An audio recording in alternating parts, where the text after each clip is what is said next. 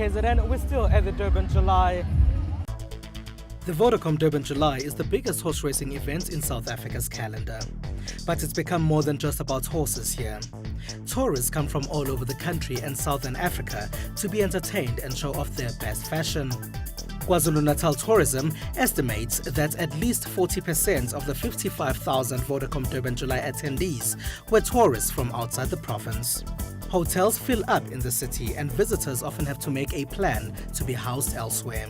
KZN Tourism projects the economic impact to be in excess of 124 million rand. A further 50 million rand is expected to come from local visitors spending at the July. Durban July has become such a phenomenal success for Durban economy, but broadly for the economy of KwaZulu-Natal, because the more than 60,000 people who have descended on Greyville today to be part of the spectacular Durban July race are not just contributing to bread and breakfast establishment in Durban, but even neighboring towns like Balito up to Potchefstroom. Those with big pockets don't enjoy the races from the stands like everyone else. They pay loads to sit in marquees. Each of those marquees is either a corporate marquee where some corporate company is putting on a fantastic experience for their guests. Many of them are hospitality marquees where people put on different levels of hospitality and then they sell off those tickets to various people. So each of them comes with a different cost and a different return. But clearly it's a very important event for us from a financial point of view. But it's also a very important event because it's the one event that every owner, trainer, jockey, groom, breeder, they all want to win this race, because this is the race that you want to win and you want to be able to tell your friends, I won the Vodacom Durban July. A big part of the Durban July is fashion. This year's theme was posh, oh my gosh. The theme was to make sure that those attending came looking expensive. It was again a way to draw people back to the classic, simple elegance and style of a bygone era.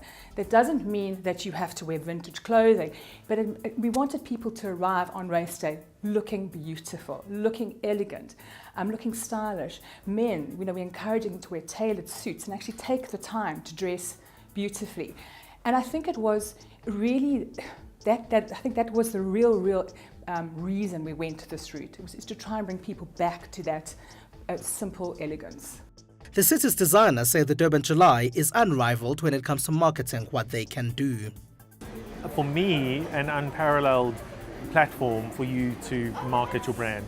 The exposure you get is unbelievable, and it's I think it's such an integral part of an event. And you've got various people from different sort of business backgrounds, and just that exposure that you're getting in the media and to a captive market on the day, you couldn't buy that sort of exposure. Those invited to showcase say it's scaling down to the required number of garments that was difficult, and posh required a lot of thinking. For the Vodacom Durban July this year, I've used platinum as well as metallic pieces in my embroidery, which to me was very posh.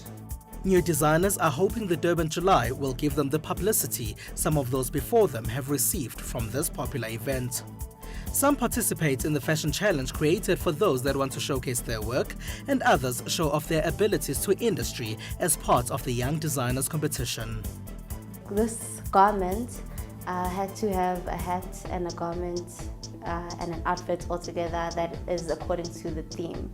So I went and did research on the Durban July, the actual race day, and other race day events such as Royal Ascot and Melbourne Cup, to find out what women actually wear at these events, and also find out about trends and other fashion trends out there to come up with that outfit. On researching the brief and researching the word posh, I found that I couldn't find out the origin of the actual word posh and where it came from. There was always conflicting stories. So I began to look within Durban as a point of inspiration, and my concept became cultural melting pot. So I blended all cultures together to create almost a new type of posh. The Vodacom Durban July receives a lot of sponsors. Organizers would not commit themselves to how they attract all those that choose this event to promote their brands. But it can probably be concluded that the event sells itself to sponsors because of the popularity of the July with the rich, young and trendy who are also not afraid to spend more than most to have a bit of fun and entertainment. Rain can put a damper on things as it tried to do at this year's Fashion by the Sea event, which took place right here in Durban. But organizers would not be deterred as they restarted the event and allowed fashion designers from this city to be showcased on a 150-meter ramp. Rain has led to the postponement of the Fashion by the Sea event in the past. It was not to be this time. Guests said, rain came, they ran for shelter. The same happened again and then organizers restarted yet again. It was then smooth for the next 2 hours. Fashion by the Sea is a 3-year-old event that showcases some of Durban's best established and new designers. It happens on one of the piers over the Indian Ocean, and the ramp connecting parts of the Moyo restaurant is the 150-meter-long pier, serving as Africa's longest runway. It's a vision organizers say seemed hard to pull off at first. We dig deep. We have a great team of people that work together, from producers to hair, makeup, a lot of people that give up their time to make it happen. And also the city supports us, allowing us to do it on city property, the pier. So it takes a lot of negotiating, a lot of tap dancing and convincing people that it can be done, and with the risk of doing something outdoor, that it still is possible. Every seat along the runway was full, with some of the attendees standing at the end of the pier, but Fashion by the Sea is still in need of more sponsors.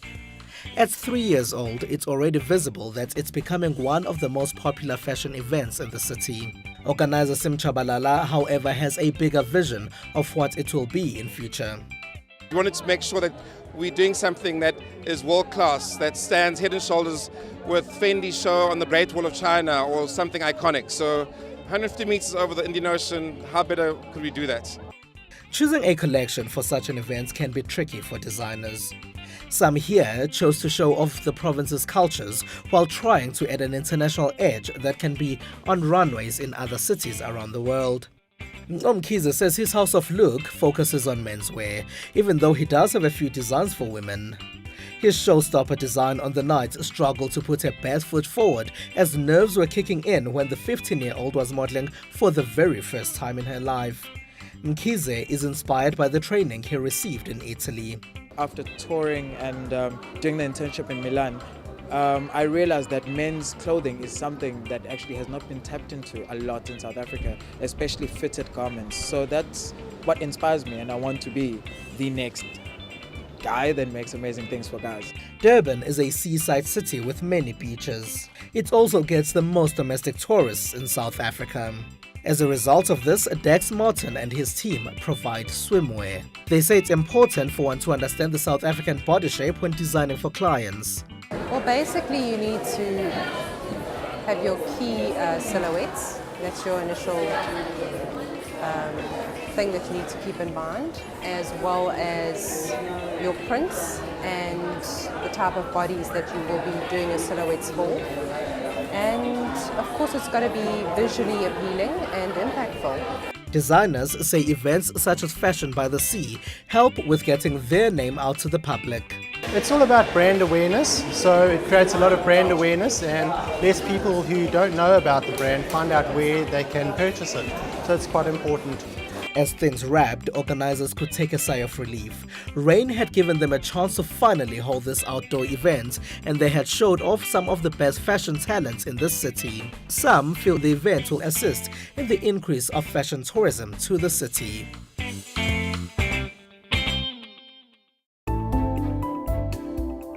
Your name is Kumba. Showing a film at the Durban International Film Festival is a huge achievement for Africa's filmmakers. This is one of the biggest meetings of African filmmakers, funders and movie lovers on the continent.